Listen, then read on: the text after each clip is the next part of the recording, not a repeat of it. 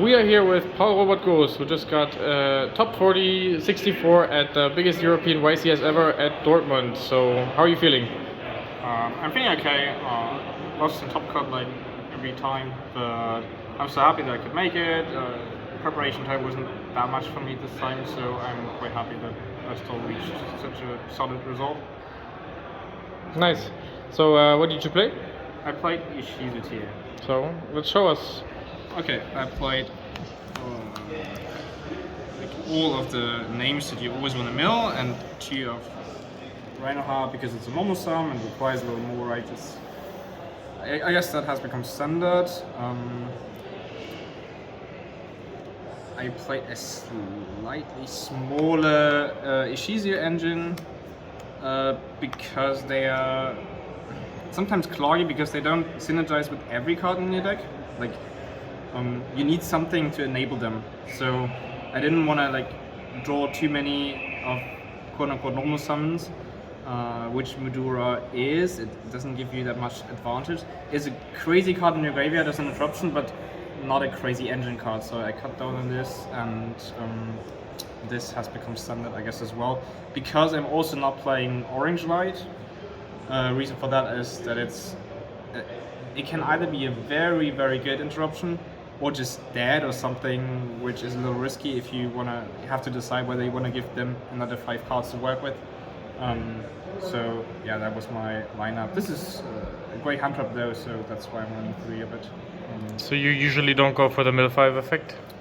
It depends. For example, whenever I have shufflers already in my grave, I can easily go for it most of the time when it's my turn. Or sometimes, yeah, seldomly I can go for Dweller before. But you have to reckon whether they can punish you hard for it, and it's like a higher risk for you to resolve them. If you can play fine as well, and you have realized that your plays have gone through so far, you might just choose to not activate them. And then,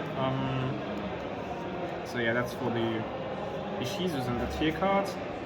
I was playing a rather small package of Bestials.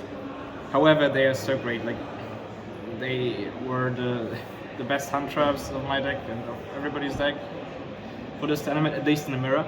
I wanted to play like different ones so that I can draw 2 different ones whenever I draw them in general.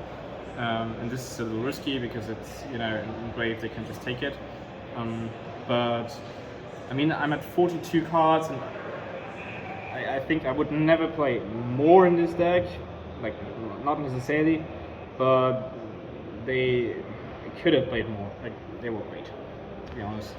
And then I played a little tech which was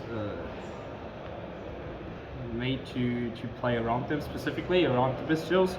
Run it with High Spirits.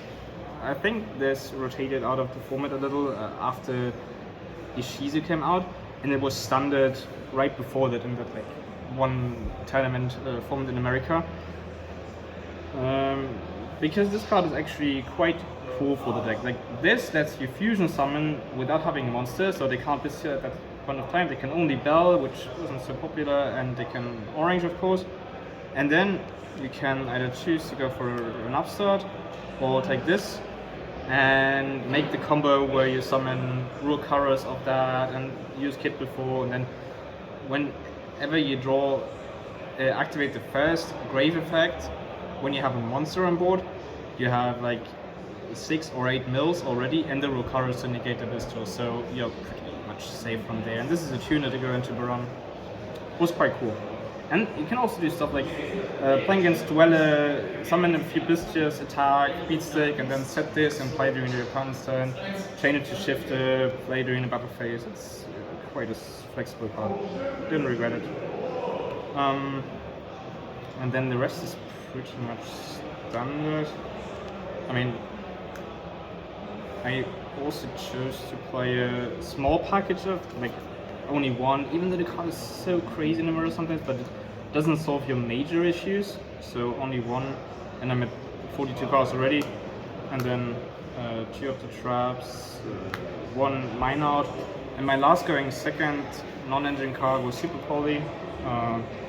It was phenomenal. Like, I played against Pride a couple of times, more than I expected, and there it was great. And even in the mirror, there's so many occasions where you can just use it on names they have already used, or like to make their field work way worse than what you have. So it's a high impact card. So, and cool thing, you get back this and this for free at times. So it synergizes well with the deck. So much for the main deck. For my extra deck, I played these two for high spirit targets. If you play Construct, it means that your Ishizus are alive a little more often, and you can use high spirits together with them, which is cool. So it makes your deck more synergetic. It's by incident like the perfect target for that. 1 Kid, 1 Kaleido, all the ones that you run, especially also because of Super Poly. I think nothing too crazy there. And then Dweller, Baguska, that card is crazy. I made it so many times, especially against all the rogue decks. Redo, some people don't play it. It gives me options. Like sometimes, when disputes are a thing, it is important to make your Shayrens like trigger from the board, basically, or during your opponent's turn. Sometimes it comes up. Zeus, and then the Lynx, and 1 Baron because of the Cartesia, which is a tuner. Did choose to not play Diviner because it's another normal sum. The combos are great, but I think you don't necessarily need it. Like, it's a good mill, but not that great of a draws sometimes. Side deck, I played a Gamma package. I chose not to play the Spooky Dogwood, which is a crazy timeout option, but I wanted to dedicate more cards for like real effects. And this was so good against Rogue. It was also very solid against some interactions in the mirror when they like the Gravekeeper's trap deck, right, which wants to make you mill and like lock you out of the graveyard. When they start with Calder or Mudora, you have to have a Gamma. Like, I'm not playing Orange Light, so this card takes away so much from the board. It can take away the level 4 monsters, so you can't get well it. You can keep it when you read that they can't put out a good negate, or you can just like this. And the Bishop is always, you're pretty sure that the opponent's turn is going to be not as impactful. And it's super unfair against Rogue somehow. Then a few cards against like Barkrow, like going second stuff. Also sided it against the Mine Ishizu version with Gravekeeper's Trap Hole, but especially for Rogue or like Floodgates. This because you have to run it in a big tournament, something like that. Droplet, it's still, I don't like it in the mirror because they can put out Crime and negate it, or they have like multiple targets. They don't always end on Dweller, they like Sedge Vicious and stuff. But against Rogue decks, which summons monster negates, it's just one of the best cards still. It works well with the Ishizus. Mine package to solve Dweller or like fields which can't really out it. This is especially cool because it's, the out in the mirror is a field spell, so you can get rid of it. And 1 talent as like my 15th card, because I wanted to play something which I can have going fast in the mirror. I didn't want to be like, I wanted to side at least 1 card. Alright, any closing words?